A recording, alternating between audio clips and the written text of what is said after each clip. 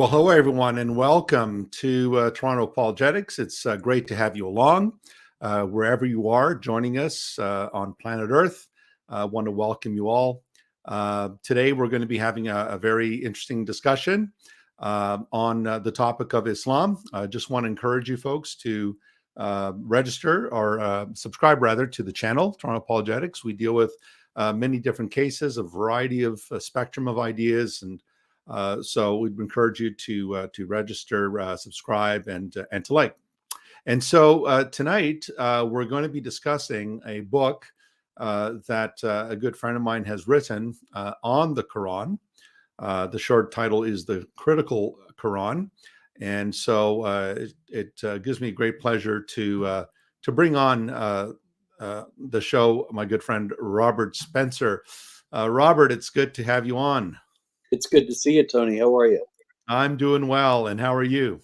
Well, it looks like I'm a little washed out, but actually I feel fine. Okay. So I don't think I'm going to get any better lighting, though. But okay. In any case, thank you for discussing this tonight, and always good to see you. Likewise. So Robert, you've written, I know you've written a number of books on the subject of Islam. You've written some books that I have here in my library. You've written on Muhammad, Did Muhammad Exist? And I know you wrote a book on the Palestinian delusion, which was a fantastic book. And you've written now, or has it been published yet, or is it coming out next week? It's coming out May 3rd, 2 weeks. And I have a few advanced copies here. This is it, The Critical Qur'an. You can see it's a very nice looking, substantial book here, 560 pages. It's the whole Quran and lots more. Excellent. Folks, if you are interested in purchasing a copy of that book, all the information is in the description box. The Amazon link there is available. So I would encourage you guys to check out and buy Robert's books.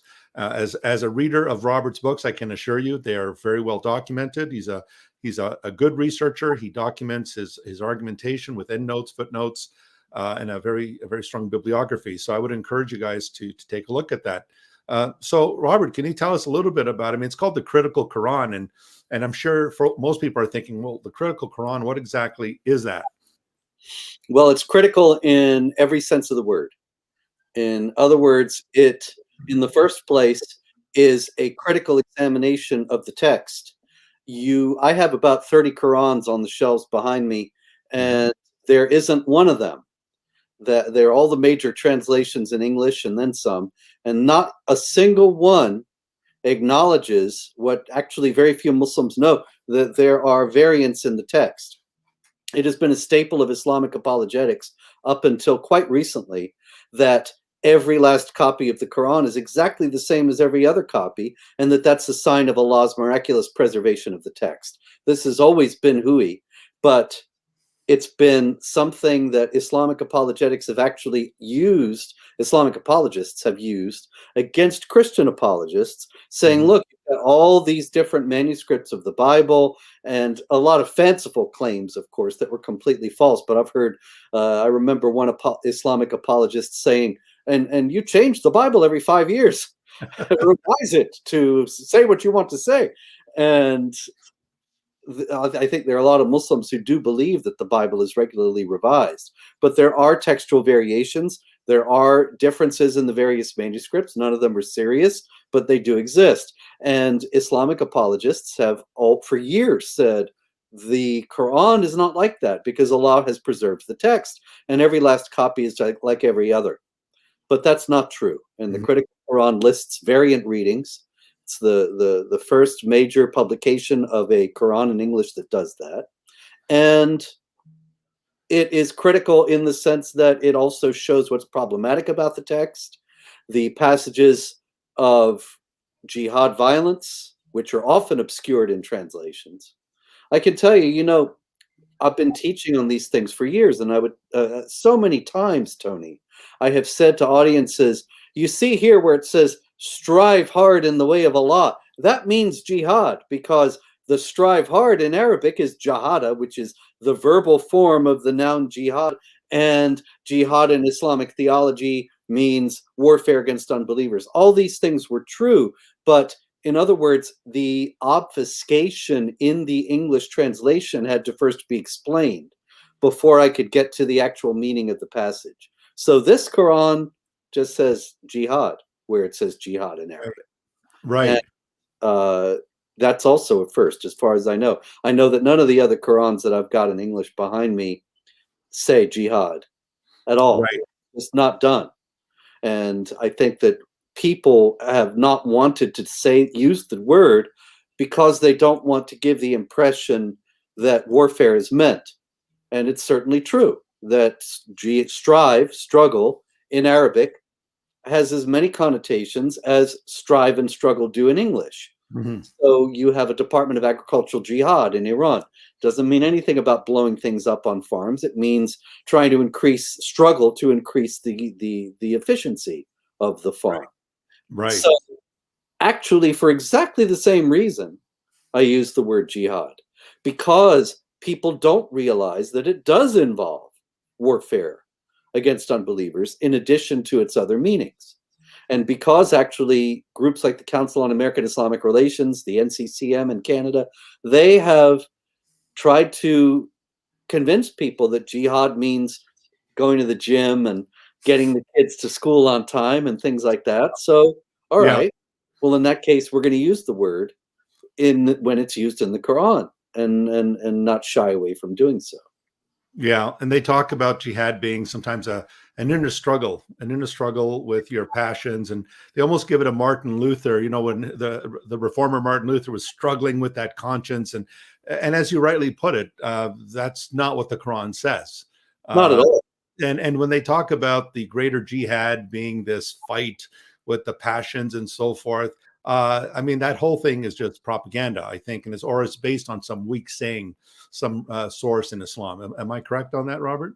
Yeah, well, the greater jihad, lesser jihad hadith, where Muhammad is coming up from a battle and he says, now we are going from the lesser jihad to the greater jihad. This is, as you noted, a weak hadith. That is, it's not found in the canonical hadith collections, the Sahih Sitta, the 6 canonical collections that are considered most reliable in Islamic tradition. First Bukhari and Muslim, the 2 Sahih collections, the reliable collections. Pretty much anything that's in Bukhari and Muslim is considered authentic and normative for Islamic law. And it's not in those, and it's not in Abu Dawood, on Nasai, Tirmidhi, Ibn Majah, the other Sahih collections. So it's not something that is generally considered to even have been said by Muhammad. That is considered by Islamic scholars. And somebody like Abdullah Azzam, the founder of Al-Qaeda, actually argued on that basis. He said, this is a weak hadith. It doesn't have any foundation for Islamic theology. And also, you know, so many times over the years, I have seen serious news stories, AP, Reuters, people who ought to know better. But of course, we know now these are more propagandists than news reporters. And they have said jihad in the Quran is largely spiritual. That's a lot, Louis. Jihad in the Quran is entirely warfare. I mean, the easiest explanation of that is, or example of that, is chapter 8, verse 41, where the Muslims are instructed to give 1/5 of the spoils of war to Muhammad. Now, if the fighting that they are constantly enjoined to do in the Quran is all spiritual, then what spoils are there? How can I give you 1/5 of my interior spiritual struggle? Yeah, exactly. There ain't no way. Right. It's obvious that hot war is meant, that property is seized at the end of the hot war, and you have to give 1/5 to Muhammad. This is what the Quran is assuming, that you were talking about warfare. Right. So this Quran makes all that clear. Right. Right. Well, I like what you said, Robert, about the critical edition of the Quran, because as you know, the New Testament, we have a critical apparatus for the New Testament Greek text, and we also have with the Hebrew text, the Masoretic text. We also have a critical apparatus there. I mean, even the Jews who transmitted that Hebrew text would use a they would use a device called Kativ, where it's written this way, but this is how you should pronounce it. And so they didn't hide the fact that there were certain textual variants, either in the Hebrew text or in the Greek New Testament text. And scholars have been forthright about this. I mean, the past 400 years or so in New Testament scholarship, no one was denying that there were any variants. But we really don't have. I mean, and I'm glad you put one out. But when you talk about a critical apparatus of the Quran, there is really nothing in existence that would show the different readings for, for example, Ibn Masud's codex said this, or Ubay bin Ka'b said this, and all the Muslims, the Muslims are reading this and they're saying, aha, you see, we have a homogeneous text that's been the same since the time of Muhammad, and look at you guys, you don't know if there's a longer ending to the Gospel of St. Mark, and you don't know about the woman caught in adultery. and so in bringing this out, Robert, I guess you are challenging Western readers and hopefully Muslims to look at these different readings. And they really need to get rid of this old chestnut that the Quran is a homogeneous text, fully preserved without alteration and so forth. Yes. And I'm also challenging the academic establishment. Yeah. Because this is a book that ought to be commonplace and that ought to have been produced 50 years ago and revised multiple times since then within American academia or European academia or both.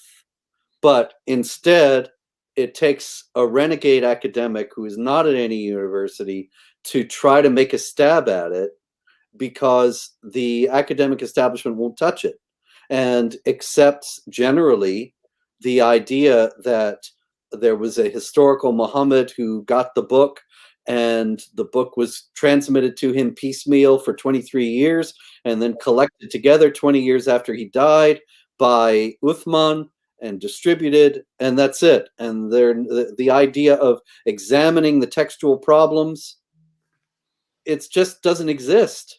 Mm-hmm. In most studies, most Middle Eastern studies or Quran studies or Arabic studies in America's universities, Canada's universities, Europe's universities, it just isn't happening. And the reason for that, Robert, you think is because they don't want the backlash? They don't want to face any backlash, political correctness? And not just fear of terrorists, although that's real, that they might be considered to be blaspheming and killed, but fear of academic ostracism, of being called Islamophobic and racist, and that could destroy careers. And I think that's the real operative fear that has kept academics from dealing with the issues of the historicity of Muhammad and the text of the Quran. Right. I mean, like, for example, another thing that I show in this book is that there are only, as is well known, there are only 4 mentions of Muhammad by name in the Quran. None of them have any biographical information attached. That is all explained in the book. But also, I note that all these the people referred to, or the person referred to as the messenger, is not necessarily Muhammad, the prophet of Islam. Right. And that ought to have been an elementary point that anybody taking an introductory course on the Quran would have learned first day in college, first day in the class, that is, that there are questions about this text that we may never get answers to, but the standard canonical story within Islam dates from the 9th century, 200 years after it's all supposed to have happened. It's right on a very shaky historical foundation. And and people have been reading the Quran through the lens of the traditional canonical Islamic story for all this time, when there's no actual necessity that they must do so. There's no necessary connection between the 9th century picture of Muhammad that is taken for granted everywhere today and the Quran, which appears to have come together in the 8th century and then was retro-dated into the 7th century.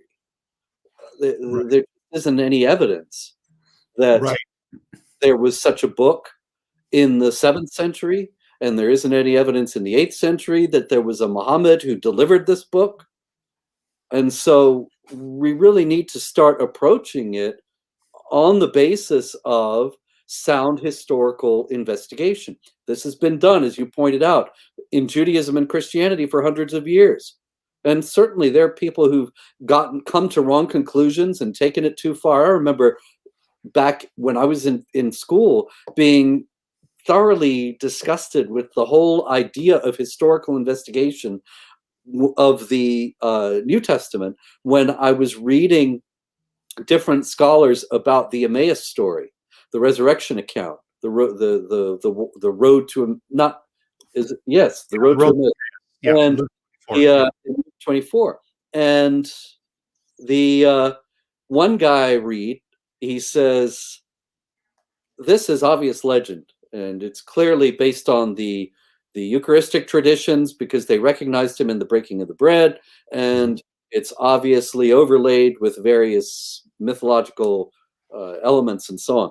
And then I read the next guy, and he says, this is the one story that has historical reliability in the entire New Testament resurrection accounts. This is the one that has the greatest ring of historical truth.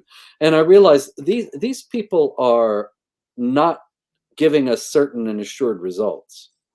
And that I will freely acknowledge to you that we have to make the same kind of speculation to some degree on the Quran, but it hasn't even been done. People haven't even been daring to ask the questions up until now.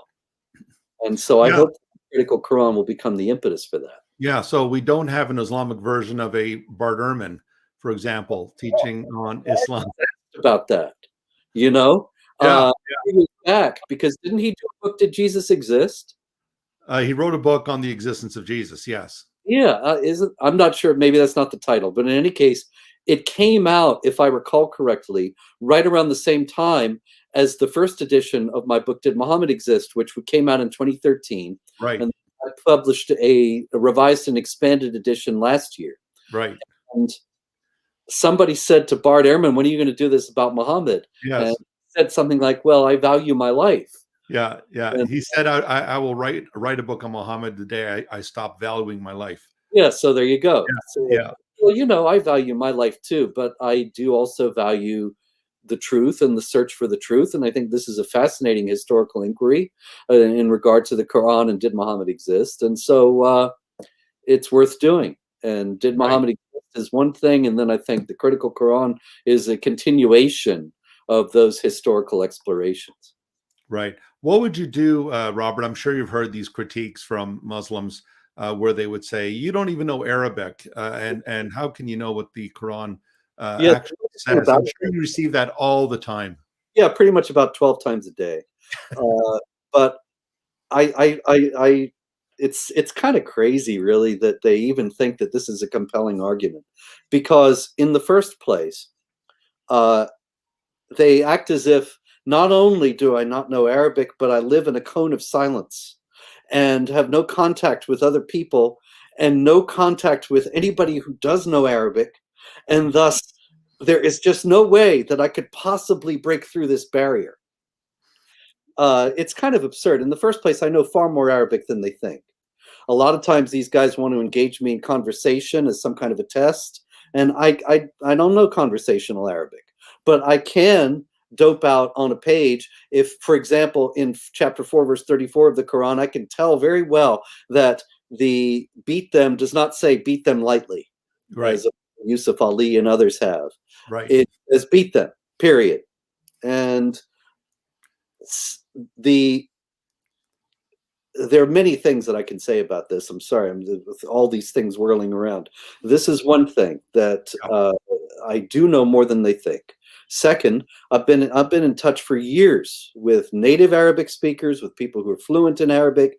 I've been studying for years numerous things that are readily available in English, written about problems with the grammar, with the vocabulary, and with other aspects of the allegedly Arabic Quran. And these things are, a lot of this is in the book itself. Mm-hmm. It's not as if these things are not available to somebody who is not fluent in Arabic. Right. The that you have to be fluent in Arabic in order to be able to say anything valid about the Quran is really a kind of an attempt at obfuscation, and saying that all the translations that are made by Arabic speakers for non-Arabic Muslims, who are the majority in the Yes. Islamic world today, that none of those have any validity, Yeah. and that nothing that is not written, that all these texts that I have back behind me, Bukhari and Muslim and Abu Dawood and the Tafsir ibn Kathir and Tafsir al-Jalalain and Qurtubi and all the rest of it, it's translated, so therefore it's not reliable. Well, these translations were certified by the highest Islamic authorities as being reliable. They're only not reliable when I use them. That's right. It's just That's like right.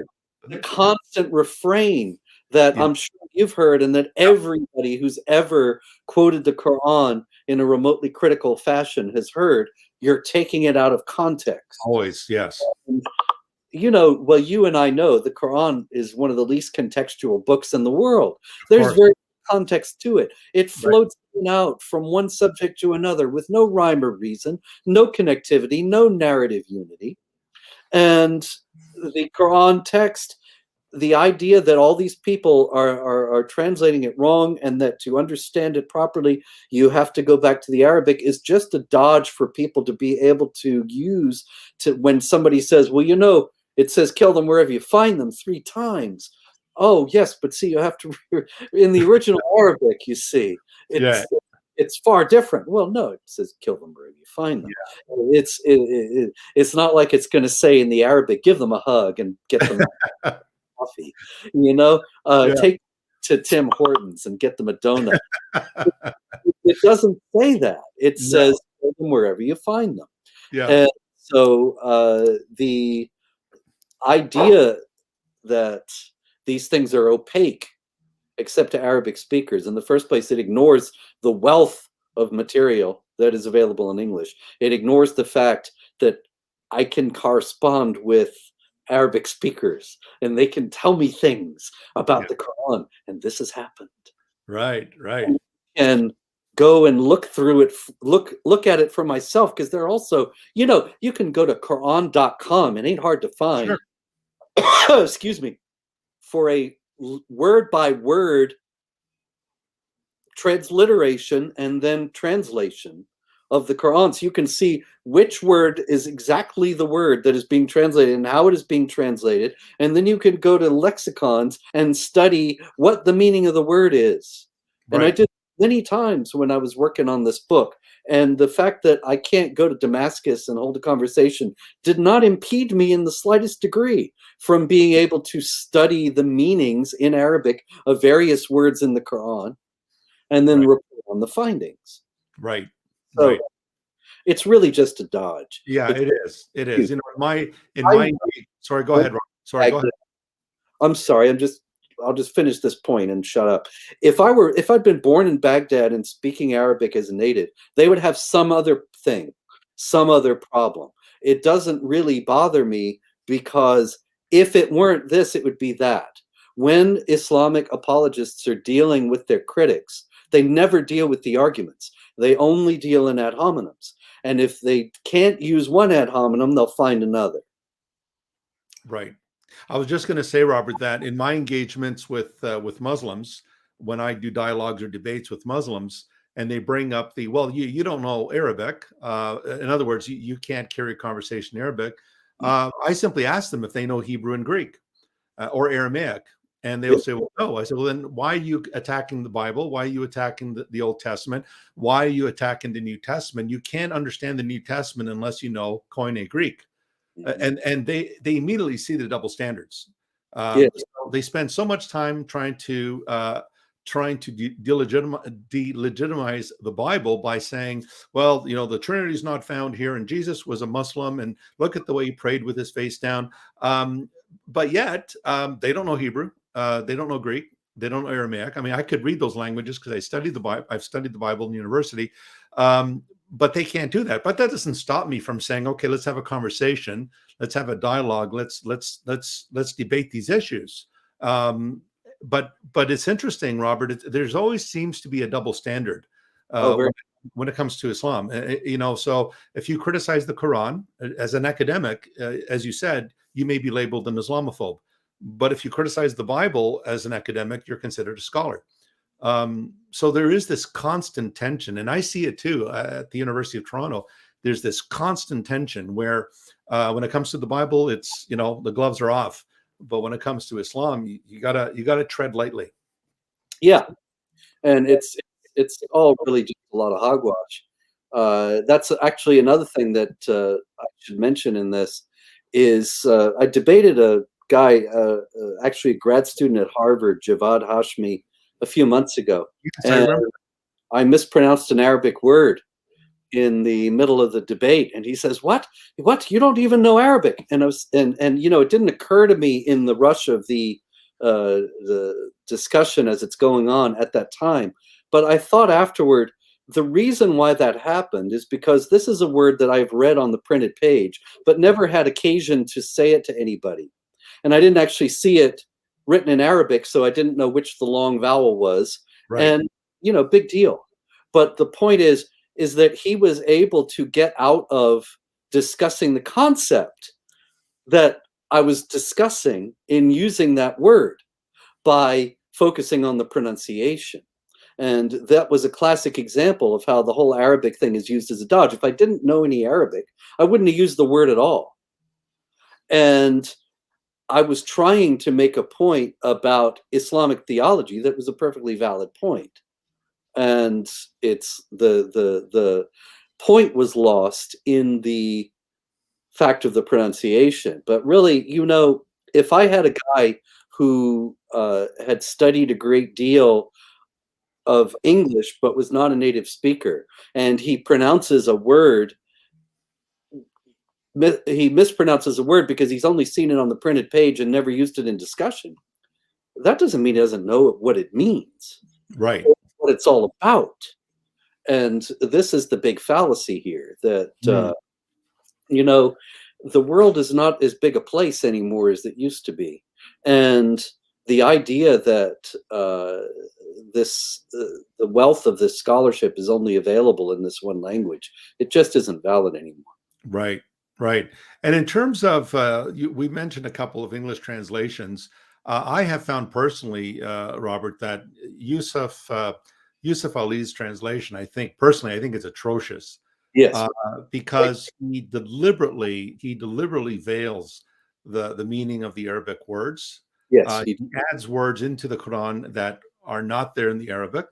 So you mentioned Surah 434, and in his translation, where it talks about men beating their wives if they fear infidelity from them.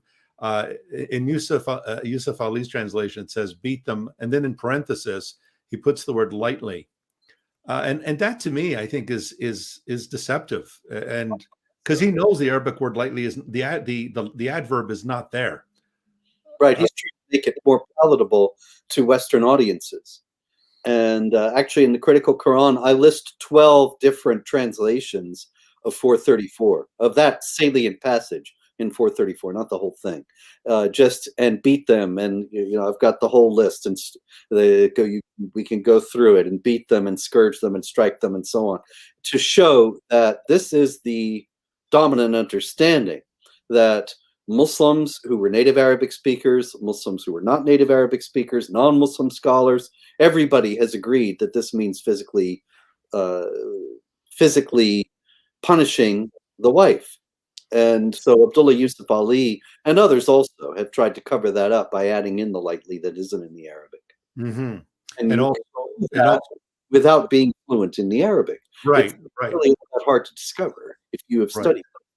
Right. Right. And in chapter 5 or Surah 5, Yusuf Ali also inserts the word Trinity in there, where it talks about the disbelievers say that Allah is a third in a Trinity, and do not say Trinity. And it's interesting because, I mean, the Arabic, the word for Trinity is tathlith. And as you know, Robert, the word for three is thalatha. Yes. And the Arabic uses the word thalatha, do not say three. But Yusuf Ali deceptive person that he was, he inserts the word Trinity to make it look like the Quran recognizes this Christian doctrine when it gets it wrong. Completely gets it wrong. Yeah, in 114, is it? It says, did you 572 and 5114, I believe. Did you take 572 as unbelievers or those who say Allah is the Messiah? Is the Messiah, yeah. Yeah. The other one, actually, it's 4. It's actually, sorry, it's Surah 4, actually, and I don't know if it's 5. The table 5116. Okay. What I'm thinking of, anyway.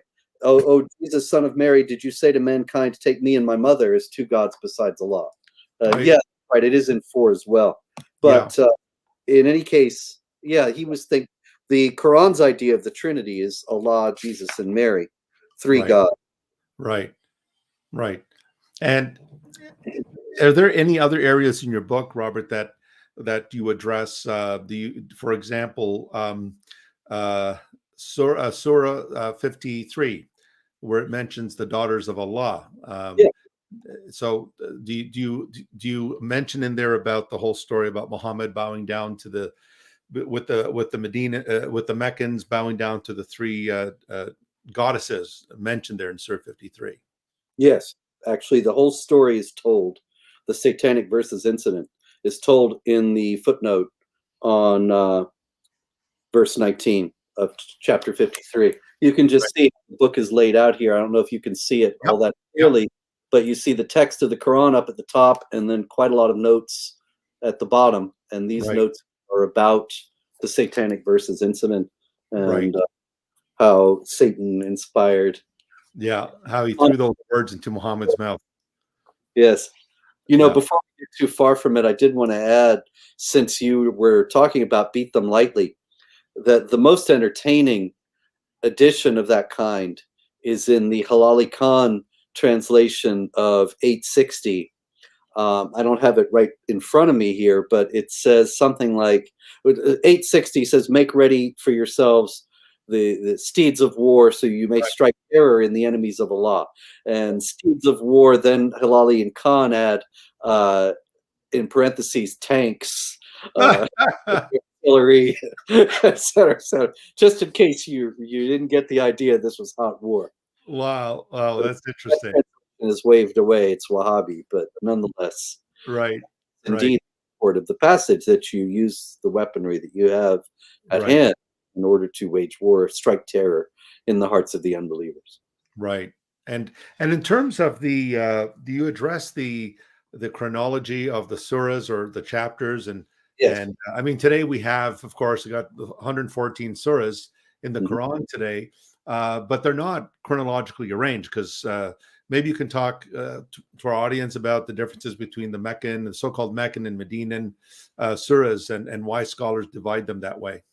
Yeah, many people know that the Quran's surahs are generally divided into the Meccan and Medinan periods of Muhammad's life. The first 12 years of his 23 years as a prophet were spent in Mecca, and he was the leader of a small group of people, and they had no political or military power, and he preached tolerance. This is according to Islamic tradition dating from the 9th century. Then, moving to Medina for the last 11 years, he became a political and military leader, and then we get the doctrines of warfare, defensive jihad, and then offensive jihad. So many people have said that the Meccan verses are more tolerant and more peaceful, and they certainly are, although they're certainly not any more gracious. They're just as hostile to the unbelievers. And it's really it's actually not tolerance that is being granted to the unbelievers, as it is often misunderstood to be today, but tolerance is asked for the Muslims. And then when the Muslims get powerful enough, they do not accord the same tolerance to non-Muslims. But anyway, if you read any standard Quran, usually the chapters will be headed with the notation that they're from Mecca or from Medina. And so I note that for each chapter in this Quran, but also that for many, it's not that clear. A a lot of people asked me, did you put in the real order of the surahs? Well, there is no accepted version of that. And so the short answer is no, but in a certain sense I did, because I show in each case whether it is generally considered to be Meccan or Medinan, but also where there are disputes about that, as there are for quite a few of them. Mm-hmm. Part of the surah is considered to be from Mecca and part from Medina, and so on. And that's all noted in each one. Mm-hmm.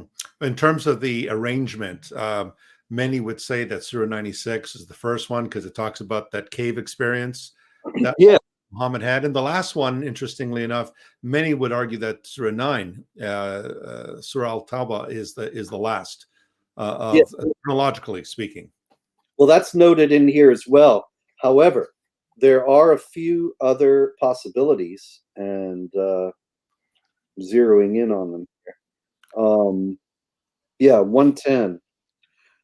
Ibn Kathir, not Ibn Kathir.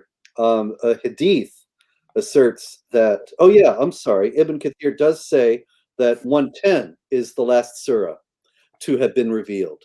9 is the last one that has any actual theological substance, because 110 is just 3 verses long and doesn't really say, I mean, it's kind of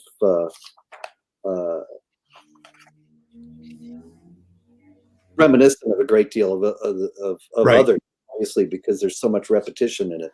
But there's real groundbreaking. There's no theology you're going to find in 110 that's not anywhere else. So anyway, some people say that it's the last 110, and another hadith says that actually 5 and 48 come after that. So 9 is considered by some to be the very end, and some consider 110 to be the very end, and some consider 5 or 48 to come after those. So there's all this fluidity in the tradition, which I all record, and it's interesting to note, because it is another indication that the Quranic text was not really as set as we are led to believe nowadays. In the early days, if there are all these different traditions as to which surah was revealed last, it may be because there were complete collections that were circulating, or ones that were thought to be complete, and then you get somebody adding something else, and saying that, well, this is actually the complete one, and well, why didn't we have this other part before? Well, it was in this other village something, but Muhammad actually revealed this last, and so it didn't make it into some of the, and so you have some story to explain the divergence. But, so there is no, we always hear about this consensus and the Ummah and how unified the Ummah was, and the evidence, the research just shows the opposite. It's otherwise. Exactly. And so all these divergent traditions as to which was last and which was first also. That's another thing that I record in the book. It's not taken for granted by all the authorities that 96 was the first to be revealed. And that's all sign of the development of the text itself. That there were some that circulated that started with 96, or said that 96 was the beginning, and then there were, for other reasons, other things added, and so on. And then we have, Ibn Masud's codex that had 111 surahs, and Ubay bin Ka'b had, I believe, 116. And so even the length of the Qurans were different. And there was disputes about this, about Ibn Masud's codex. And, Muhammad, if you learn the Quran from anybody, you better learn it from Ubay bin Ka'b in particular. And yet he had 2 extras. So I have 2 extras. Sorry? I have 2 extras. This one has 116 surahs. I have 2 apocryphal Shiite surahs. That I put on in at the end. The Shiites do not, at least publicly, accept these as canonical, but they were circulating for hundreds of years and appear in an Arabic version as well as in a Persian version. So they are evidence of the fluidity of the text, and consequently I included them. Now, it's interesting, Robert, you mentioned the whole issue of tolerance, and you probably saw that the tweet there by Ilhan Omar, who was all upset about those Christians singing on a plane because Yeah. it was Easter weekend and they were singing on a plane, and she was just saying, well, if that was me or my community praying, the answer would be very, the response would be very different. And yet, in Times Square at the beginning of Ramadan, there are Muslims in Times Square all praying there. And so I don't know of any more tolerant country than the United States. Indeed. Definitely in Somalia, where she came from, Christians continue to be slaughtered and persecuted. But it's interesting how this tolerance again seems to be, there's a double standard here when it comes to tolerating Islam. Oh, very much so. And of course, Ilhan Omar, it's ridiculous because, look, it's really very simple. Nobody was scared on that plane. I don't actually think that video was very recent because the mask mandate just went away today, was it, or yesterday? It was And yesterday. days before that Ilhan Omar sent this video around, and none of them are wearing masks. And so I think it's probably some old video she found, and she's trying to stir up trouble now. But in any case, nobody was scared. People might have been annoyed on that plane, but nobody was frightened because they know the Christians are harmless. Whereas if it had been Ilhan Omar's family praying, people would have had very good reason to be frightened because there's really not a very good track record when it comes to Muslims and airplanes. I mean, of course, yes, there are millions of Muslims who've flown without incident, no problem. But there's also a very famous day in American history where there were Muslims on a plane who it did not work out so well for everyone. And so it's perfectly reasonable to be concerned. But, I can tell you, Tony, I wrote an article about this the other day, and I was remembering a couple of incidents where once I was flying, I was on a long 8-hour flight and 3 seats in the row, and the two guys next to me are Muslims, and they're praying. The whole time they prayed with the Quran in their laps, and they're praying, and they weren't being loud, but they certainly weren't making any secret of what they were doing, and nobody bothered them. And another time, I was at a gate about to board a plane, and there were about 20 Muslims there, all in traditional Islamic garb, and they started to prostrate and do the prayers right there at the gate, and then they got on the plane. Nobody batted an eye. And so it's just sheer fantasy that these people would have been, that Ilhan Omar's family is going to be harassed. Right. She might be harassing some people herself, being as charming as she is, but that would be about it. Yeah. And even the battle cry, Allahu Akbar, I'm sure I'm assuming in your Critical Quran, you may have addressed that as well. But I mean, the whole issue of Allahu Akbar, I mean, traditionally it's translated God is great, but I believe Allahu Akbar is a comparative, meaning Allah is greater. Yes. It's not a superlative, it's a comparative adverb. He is greater. And when it was used historically in the Islamic sources, it was usually in cases of jihad. Oh, yeah.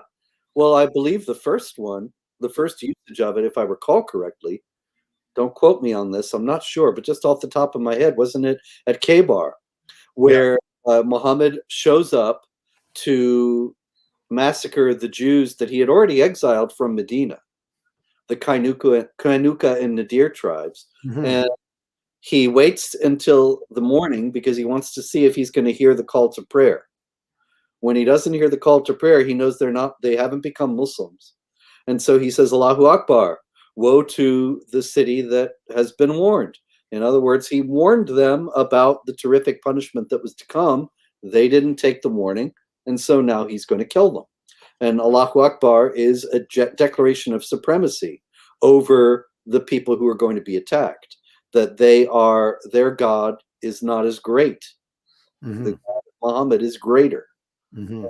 is asserting his victory now. Mm-hmm. Mm-hmm. And so in your Critical Quran, do you also address, Robert, the whole question about Allah as a deity? There's a lot of questions about, well, is Allah the same God that Jews and Christians worship, for example? Surah 29:46, right? Your God, say your God and our God is one, and to him we submit. Do you address that as well? The meaning of Allah and the pre-Islamic ideas of Allah and how it came into the Quran? Yeah, it's very interesting, this question. There are an awful lot of ways that you can go about it. In 46, I discuss how the Muslims assert that the God is the same among Jews, Christians, and Muslims, but there are reasons for not thinking so. Various tafsir, I quote, saying various things about what this means. But one of the primary things that I also do in the Critical Qur'an is show why that can't be true. That their Allah and the God of the Jews and Christians is the same, because of, for example, in 32:13, things like concept of free will. 32:13 says, "I could have guided everybody into the truth, but instead I'm going to fill hell with sins and men." That's at complete odds with the New Testament saying that God desires all men to be saved and come to the knowledge of the truth. And so you have this one God that's completely capricious and casting people into hell, even though he could have told them the truth and saved them. Mm-hmm. And the other God saying, "I'm going to do everything I can to save, I'm going to even give my own life to save these people." Mm. The contrast couldn't be more stark. Mm. So yes, that is all brought out in the book. And of course, the difference between God being Father in Christianity and in Islam, he's not the father of anyone. He's the master, and you're the slave. And he has no children. He has no sons. He only has slaves, because if you were children, then why doesn't he discipline you? The Quran says. Why doesn't he chastise? And I was just going to say, there's information about that in the note at 518, as well as at the various places where it says Allah doesn't have a son. That's an insult that he would have a son, and it's explain why on earth do you think it's an insult to Allah? Yeah, and Surah 112, right, Robert? Surah Al-Ikhlas, where he begets not, nor is he begotten. Yes. And so that whole attack on what we would call Nicene orthodoxy, that Christ is begotten of the Father from all ages. So Surah 112 seems to be, it's called Muhammad says, if you recite this surah, you'll be guaranteed paradise. It's considered so central to Islam. But what is interesting about it, I find, Robert, is that Islam seems to depend on Christianity to exist, because unlike other creeds, the Quranic, the Islamic Shahada contains the negatives, right? La ilaha illallah. There is no God but Allah. He does not beget. Yes. And so it just seems to me that unlike, the Shema, Hear, O Israel, the Lord our God, the Lord is one, and the Christian creeds, in Islam, it uses the negative particles. There is no God but Allah. He does not beget, and so forth. So it seems to me that Islam almost depends on Christianity for it to be defined, to be definitional. It defines itself against the idea of God being Father and begetting and so forth. Yes, that's very true. And in 112.3, the note says, "This is a repudiation. He has not fathered anyone, nor was he fathered. This is a repudiation not only of Christianity, but of the daughters of Allah, worshipped by the Quraysh." And then I have a note sending people to 53:19 to read about the Satanic Verses incident, right, and so on, along with various other references to earlier passages where they can read about the idea of sonship and why it's repudiated. Right. So noteworthy in 112 is verse 2, where it says Allah, in most translations it says Allah the Eternal. Right. In this one, I actually say Allah as-Samad. Now, why didn't I translate as-Samad and call it the Eternal? Well, I'll read you the note. Okay. Most modern scholars translate as-Samad as the Eternal, but according to Richard Bell, who's a very important philologist who studied the Quranic text in tremendous detail, he says, no satisfactory derivation of the word in this sense has been suggested. Arab commentators take the word as meaning the one to whom recourse is had, the chief. The Semitic root, SMD, seems to mean to bind together.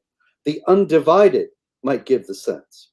And then I go on to say Tabari offers a variety of meanings for the word, including the one who is not hollow, the one who does not eat and drink, the one from whom nothing comes out, the latter being a familiar designation of Allah for who does not beget and is not begotten. Right. Rosenthal, another famous philologist and historian, says As-Samad may be an ancient Northwest Semitic religious term which may no longer have been properly understood by Muhammad himself, and then I add, or by the person or persons who actually compiled the Quran. The point, nobody really knows what this word means. The Islamic commentators don't know what this word means.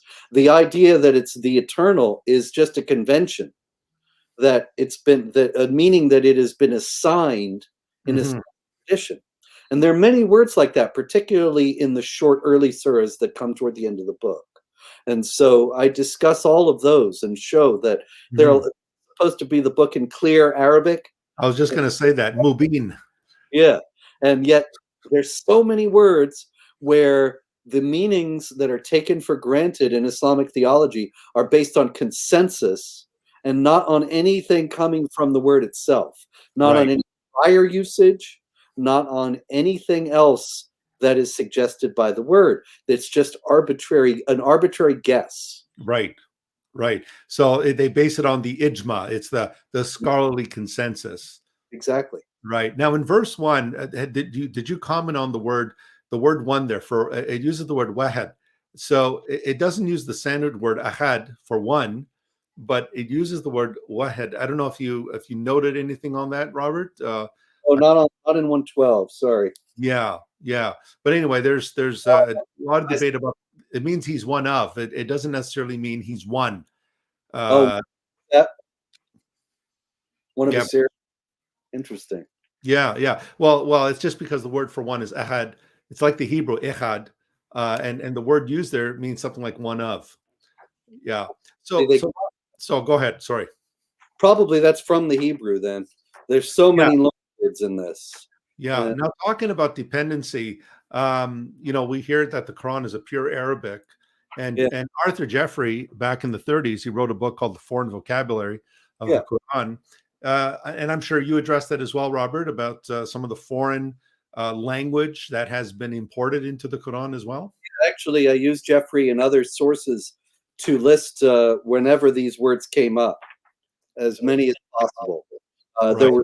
There were some things that had to do with the Arabic grammar that I thought, I'm not going to take the English reader and through all this Arabic grammar. So there are more variants and there are more textual difficulties than are listed in the book, but there are as many as possibly could fit in.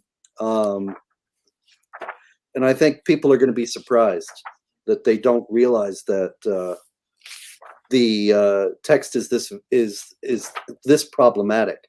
Another thing, wherever it says Ar-Rahman, it refers to Allah as Ar-Rahman, which is, of course, part of the Bismillah ar-Rahman ar-Rahim, and people translate it the compassionate or the merciful.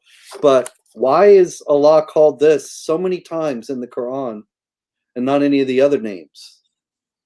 And so whenever that appears, I don't translate it and point out that they're saying this, they're using this other word for Allah. It suggests that perhaps two traditions involving two different gods were combined in this. Yeah, and the foreign vocabulary of the Quran, I've always noticed that, the word for devil in the Quran is iblis. Yeah. And I believe Jeffrey says it's a derivation of the Greek diablos. And so when you hear, when the Quran says that this is a pure Arabic, we have Persian words in there are Greek words in there, and even some of the sources. And I'm sure that's probably something you've written on as well, Robert, is the fact that the Quran depends on various apocryphal gospels and sources from the Midrash and the Talmud and so forth. I've always found it odd that Surah 25, the unbelievers confront Muhammad and say that these are old tales. We've heard these before. they're fables of the ancients. And the response that Muhammad is to give is, no, no, no, this has come down. It's been sent down from Allah, who knows all things. And it's just interesting because the critics are actually right. These are stories that we've heard before. They're nothing new. Yeah. And almost every Muslim I've debated on this has basically said, oh, so what? I mean, so what if it comes from the Talmud or the apocryphal sources? The answer they're supposed to give is not, so what if it comes from the Jewish sources? And the answer they're supposed to give is, nay, it has been sent down. It comes from Allah. And so can you maybe comment a little bit on that, Robert, on some of these stories in the Quran that just, they were very familiar to the audience of Arabia? There are quite a lot of them, and they're noted in here. There are many stories that show a clear dependence upon Jewish and Christian traditions. The stories of Solomon and the Queen of Sheba are taken from the Talmud. The story about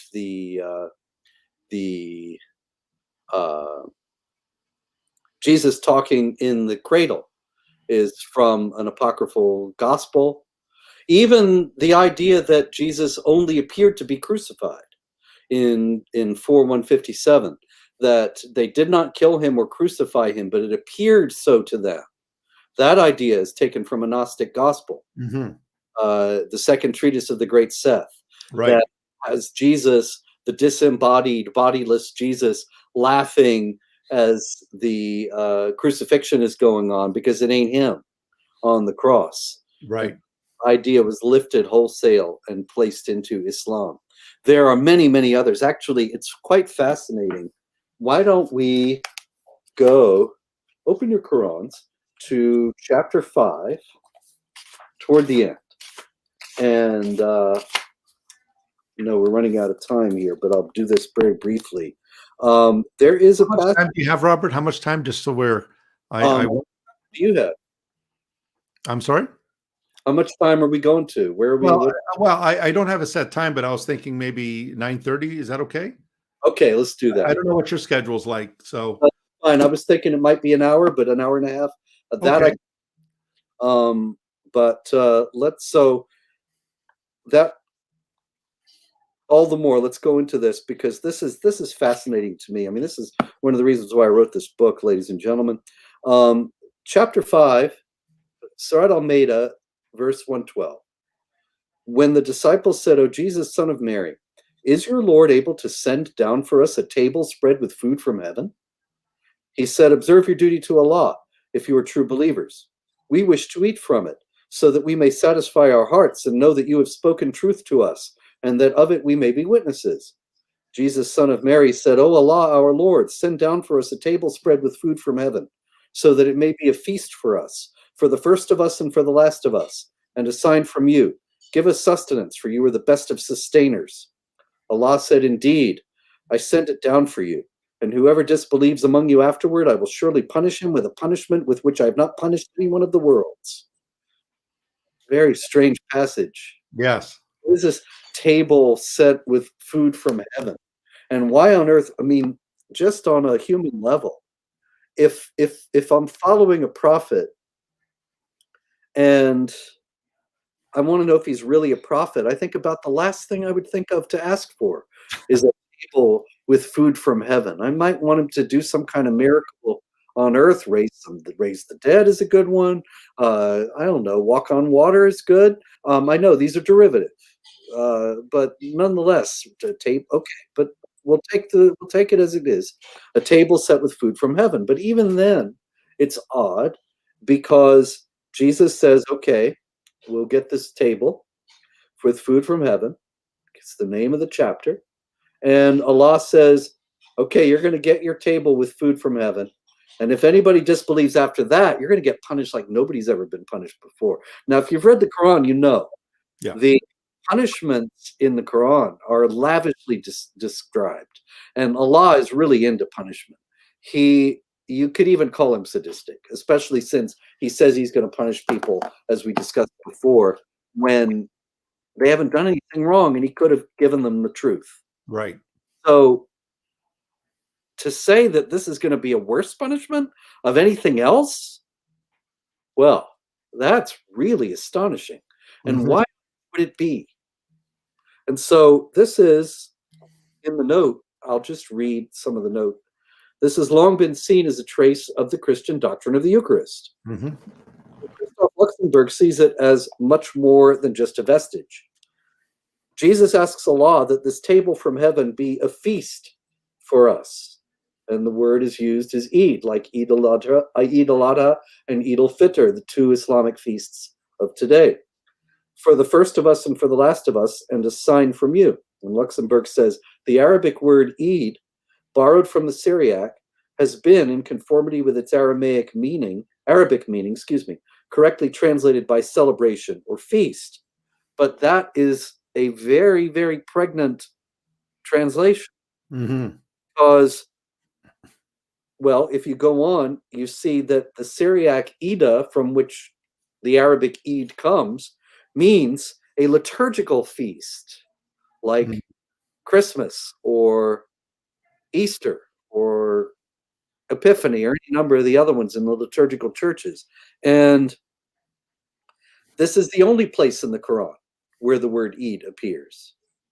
And so Samir Khalil Samir, the Jesuit priest and scholar of Islam, he says that the Maida, the table, is thus defined by two terms, Eid, the feast, and Ayah, the sign. And he says, is this not the most appropriate definition of the Eucharist for Christians, which is a festive celebration and a sacramental sign? And even more, it seems evident that in this passage we're dealing with a rather faithful description of Christian faith, otherwise not shared by Muslims. And so that makes sense of this from heaven, that you have Jesus saying in the Gospels, this is my body, and that's the food from heaven, and the bread I will give for the life of the world is my body, is my flesh, in the book of John. So if it's that, then you can start to understand, oh, this is why this is so important. This is why this is so central, and why Allah says, I'm going to punish you real hard if you go against this. And it goes on. Luxemburg says the table being laid out, one could have thought, in fact, that the passage was talking about having a celebration. However, the same writing or script transcribed in Syriac and pronounced yada has the meaning liturgy. Thus, one must understand the verse as follows. Lord our God, send us down from the sky a last supper, which will be a liturgy for the first and last of us. And then Allah replies, or God, as we're seeing here, I'm going to send it down to you. Whoever is then impious among you will receive from me a torment, the like of which I will not inflict on anyone else in the world, which is also a phrase, the first and last of us, is a phrase that is not anywhere else in the Quran, but it's reminiscent of the Eucharistic phrase that is in the liturgies in the Catholic and Orthodox churches, that the body and blood of Christ are offered for you and for many for the forgiveness of sins. So you have in this passage, very strange and difficult passage, but if you start to see it in terms of Christianity, it suddenly begins to fall together. And there are many others like that, and it's all noted in this book. Yeah, and it's strange too, Robert, because the close association with the Eucharist and the death of Jesus, which of course, this is my blood, which is to be poured out for you. There's that connection there between the Eucharist and the death of Jesus, and yet in Surah 4:157, in 40 Arabic words, it basically says, no, wama katalahu, wama salabahu. They did not crucify him for certain. They did not kill him. So you're right. You get these strange episodes that show up in the Quran. I've heard others say that the table, the Al-Maida, is a conflation of the feeding of the 5,000 and the Eucharistic table. But either way, it's a celebration. And so you're right. You get these very strange stories, which seems to indicate that it was originally, obviously, these were probably stories that are being orally passed along. Yes. And eventually were put down into the Quran. Well, I don't believe in Muhammad. I mean, I guess you knew that already. But Yeah. I believe Muhammad as delineated in the Islamic traditions, existed at all. And I believe, I mean, I laid a case out in Did Muhammad Exist? And it's expanded upon in this book, that the stories of Muhammad are actually tales that existed previously and that were incorporated into this new schema. And that is also true of various Jewish and Christian traditions that for various reasons were useful or were appropriated even if they weren't useful, I think is what happened here. Mhm. A bit of chapter 5, that they were elements of Judaism and Christianity that the people who were developing Islam picked up and pressed into their new format. Mhm. So, Robert, before we take our questions, maybe the next 25 minutes we can take some questions. So, folks, I'm being joined by Robert Spencer of Jihad Watch, director of Jihad Watch. He's just come out with a new book called The Critical Qur'an, which is a commentary on the Quran, a critical apparatus. If you have any questions, please put your questions in the chat with a capital Q there. I'll pick them out, and then we'll get Robert to answer them. But before doing that, Robert, can you maybe address? We're hearing a lot of folks claiming that Allah was originally some moon god in Arabia and so forth. You must have heard this. It recycles itself over the years. Can you maybe speak towards that? Because there's a lot of folks who think that Allah was a moon god that eventually became this monotheized deity. Well, Allah was one of the gods before monotheism in Arabia, and there was a moon god who was associated with war. And this is one of the reasons why people say this, that Allah is warlike, and there's a whole lot of war in the Quran, so it must be the moon god. But I think that I've even been blamed for this theory, and I've opposed it for 25 years. And just recently on Twitter, I saw this. Actually, an Islamic scholar in Europe saying that I was the one who originated it, and I think, well, oh, this is unfortunate because I do not hold to this theory. Never have. This No. this is, I think, overreaching, because you don't need some moon god idea for Allah to be a god of war. That's very clear from the Quranic text itself, and from the Hadith, and from Islamic law, and from Islamic history for that matter. You don't need some arcane connection to pre-Islamic Arabia. Mhm. So the Quran is very clear and explicit in several passages that Allah is God over the moon and Yeah. the stars and the sun. And so if he developed out of the moon god, he ain't the moon god no more anyway, Yeah. because he's explicitly said, do you remember the verses? I don't remember the verse numbers offhand, but I Mm. do that in the Critical Quran, that this kind of puts paid to this moon god idea, because the Quran is explicitly saying that Allah is the God over the moon. Sure. And he swears by the moon and he swears by the sun. He swears by created things, even though we're told that we should not swear by anything but Allah. Right. So it'd be quite odd for the moon god to swear by the moon and swear by the sun. So Not I know a Christian writer. Sorry, Robert. Sorry. that he swears at all. That's Yeah. another story, of course, but that Allah is always swearing by this and by that, because the idea of swearing, see, is to back up your force with a stronger force, Yeah. right? To testify to your veracity by invoking the support of something else. So if I say, I swear by the book, or I swear by the moon, I'm saying these things are greater than I am. Yeah. They will testify to my truthfulness. Right. So if Allah is going around swearing by all these things, why are they all greater than he is? Yeah. And it's as if the people who put this book together were unclear on the concept. Of course, as is most notoriously revealed by 3336, Yeah. which Well, says, it's interesting, Robert, because in the New Testament, in the letter to the Hebrews, it says that God, because he could not swear beyond himself or anything greater than himself, he swore by his own name. So in the Bible, you have God swearing by himself, by his own name, because obviously there's nothing greater than God. But Yeah. in Islam, you've got Allah swearing by created things and so forth. And the implication is that that these things are greater than him. And 3356, I think I said 36 before, 3356. Allah and his angels pray for the prophet. Yeah, And big problem. I put that out on Twitter, that I had translated 3356 that way, and was inundated for a couple days with all these people calling me an idiot and an evil idiot, and an idiot evil, and all these things because I had translated it this way. But here again, the word in the Arabic Yep.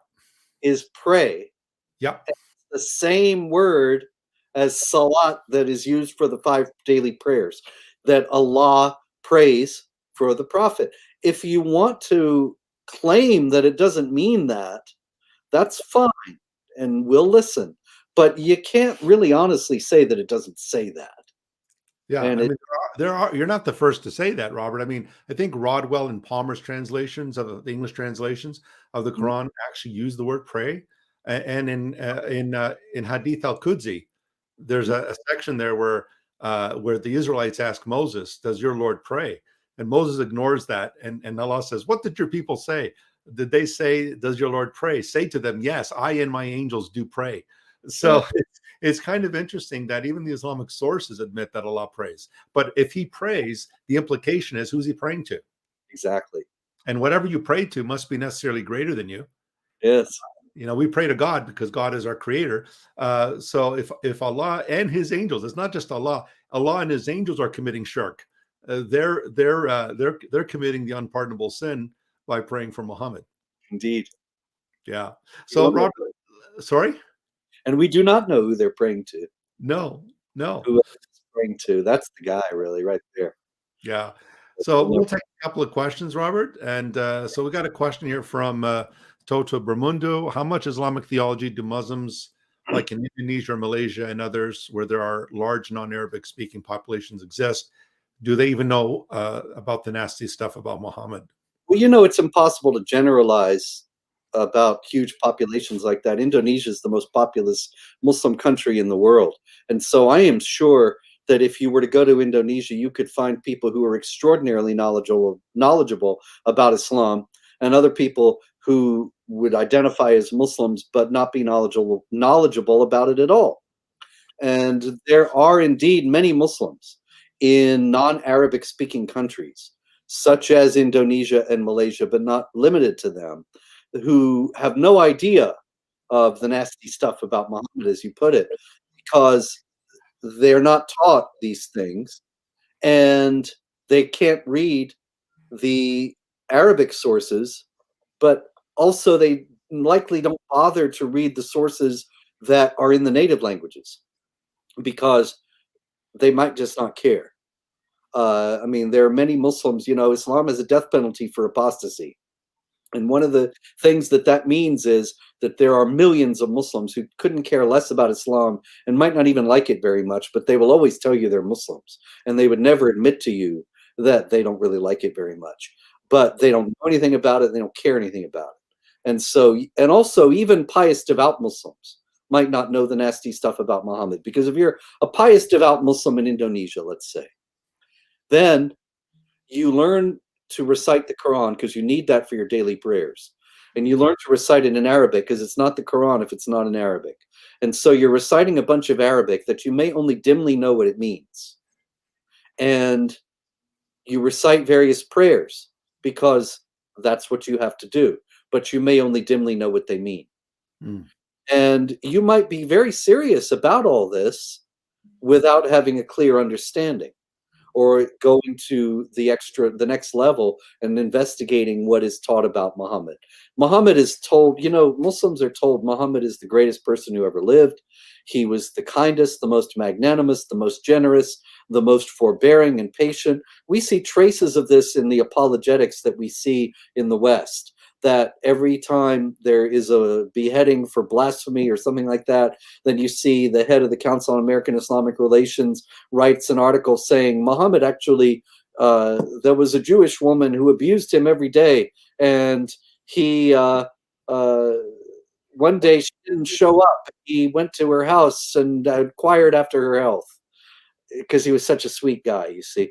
And they completely leave out the stories of him ordering the murder of people who insulted him.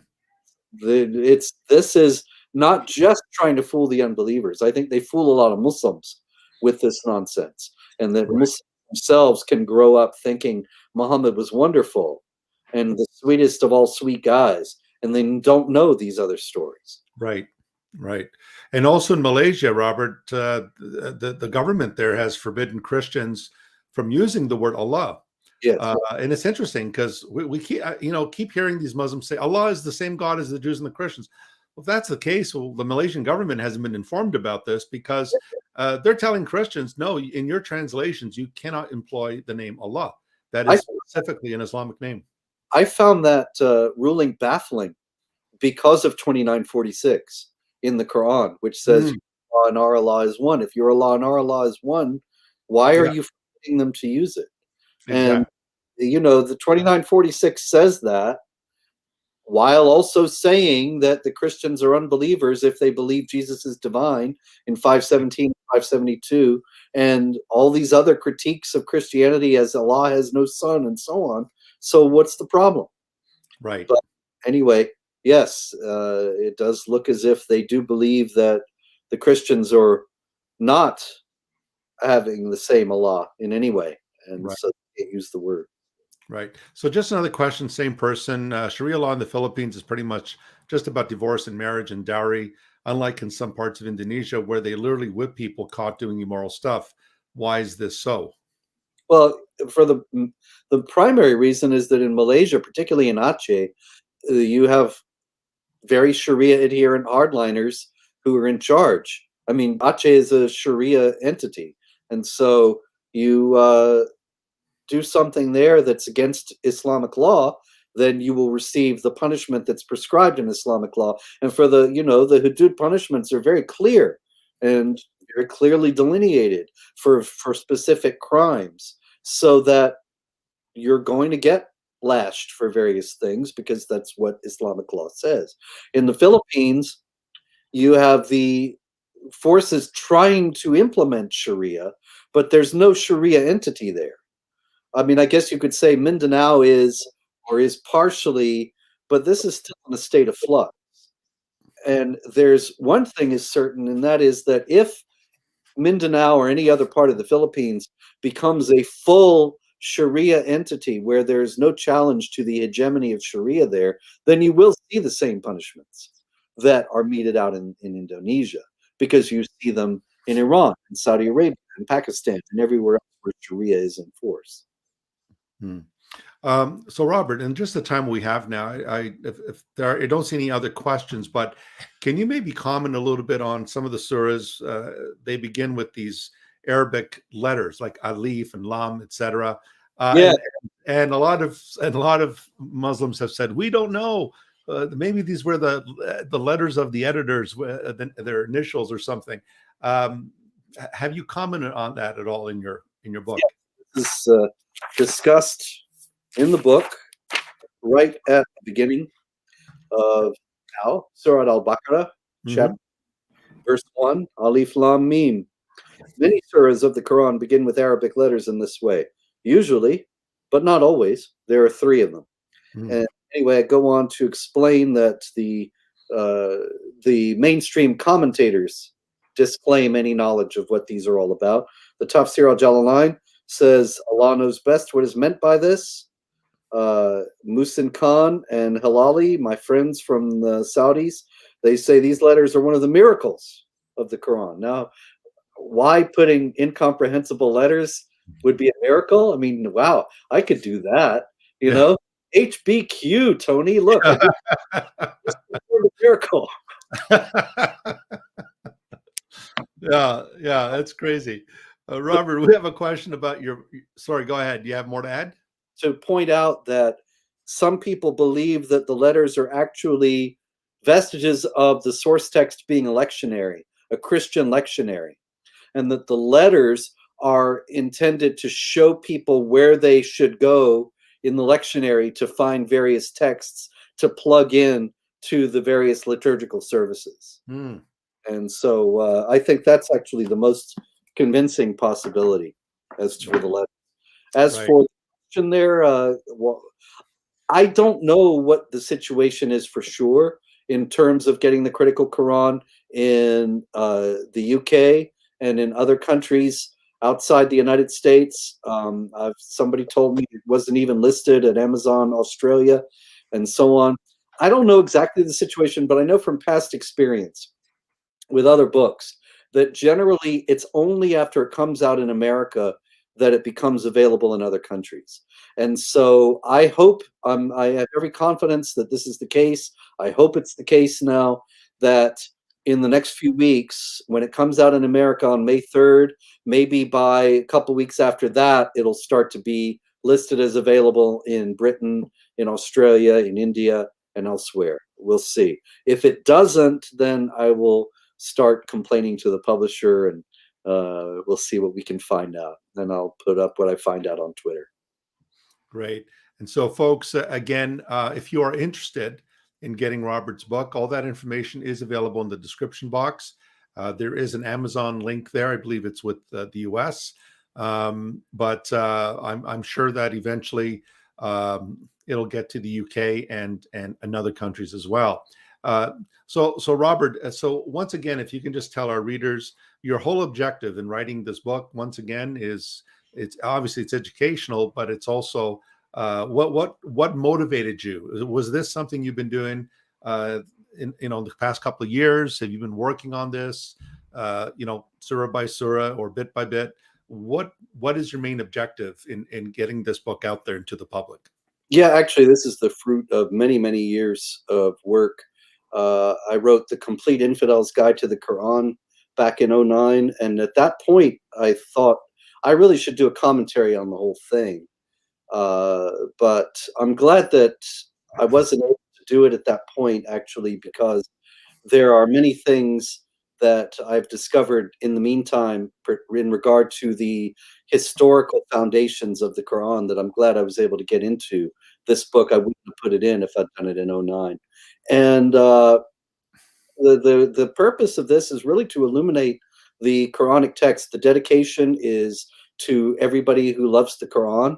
This book is dedicated with love for them, that they would see the truth of the Quran, that everybody, non-Muslims who have been hearing all about how Islam is the religion of peace and so on, will see what's really in the Quran and understand why it is that these stories come out of the Islamic world all the time of terrorism and various other things, that it's all in the Quran. And so I'm hoping to illuminate the holy text of Islam in a way that it has been covered up for all these years. Right, and also people who are interested in receiving. You're the director of Jihad Watch, and so if they go there and they subscribe, they can get a daily update. Can you just say a little bit about Jihad Watch and your daily updates on what's going on around the world? Yes, Jihad Watch is the only site, as far as I know, that tracks jihad activity. Well, there's the religionofpeace.com, but that'll just give you a list of news links. At Jihad Watch, we give a little more background. I'm not criticizing the religionofpeace.com. That's a terrific site, and I highly recommend it. At Jihad Watch, we just do something a little different. We take the primary stories of jihad every day, give you the reasons why these things are happening, often rooted in the Quran or in the teachings of Muhammad or in various Islamic scholars, and show what the foundations of this behavior are in Islam. It's as I say, news and commentary about jihad activity updated many times daily. And then in the daily digest, you get all the posts from the day delivered to your mailbox. And there is no other site like it. No, you're right. You're right, Robert. And it's jihadwatch.org. Is that correct? That's right. Jihadwatch.org. So finally, Robert, if I could just ask you this question.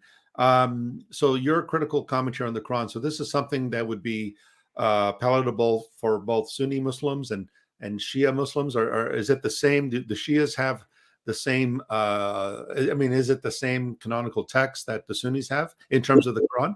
The Shiites have accepted the Sunni canonical text, the supposed Uthman recension, the text that was agreed upon by the Caliph Uthman in 653. This is, however, something that has not always been the case.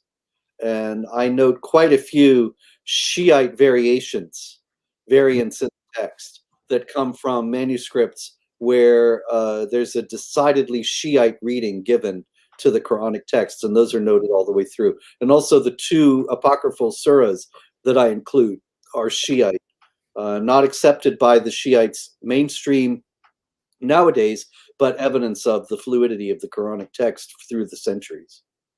And of course, where they would differ is on their Hadith collections. I know the Shia have their own peculiar Hadith collections that are very friendly towards Ali and his family, and as the successor of Muhammad and so forth. Yeah, many of the Shiite variants in the Quranic text are explicit avowals of the authority of Ali and of his household. In other words, they are explicit advertisements for Shiite Islam. Right. And that's the reason why they exist as variants. And so it's unlikely that the earliest text contained them. On the other hand, it's possible. And it may be that that's how the text originally read, and then those passages were excised by people who were not supporters of Ali. Right, right. Well, Robert, thank you so much for being on my channel. I really appreciate the work you do, and I still fondly remember the time we first met when you came up to Toronto, and I walked in the door, and you thought it was your brother-in-law. That was great. Yeah, it was very creepy, wasn't it? But anyway, and of course we did some work. I mean, we collaborated also with the Jewish group here in Toronto that also worked very hard about exposing jihadis and so forth. But Robert, it's always been a great pleasure to have you on, and I really love your work. I think it's very helpful. You were one of the first, I think, when I first saw you online, you were the first person to take a stand to speak out against jihad when everyone else was calling you an Islamophobe and everything under the sun. So I appreciate the work you do. I hope you can come back again on my channel in some future date. Anytime. Thank you. Thank you. Tonight.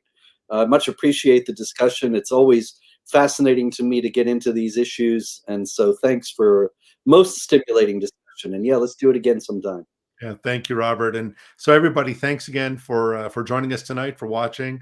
Would encourage you to once again subscribe to the channel. It's absolutely free. Like the channel, and we'll have a lot of exciting shows coming down the road. So thank you again for joining us, everyone. Take care of yourselves. Remember again to get a copy of Robert's book. Please go to the description box. There's a link there that will take you to the Amazon link, and also Jihad Watch as well. So take advantage of that information that is out there. Remember, knowledge is power. And so thank you, everybody. God bless you, and have a good night. And until next time, bye for now.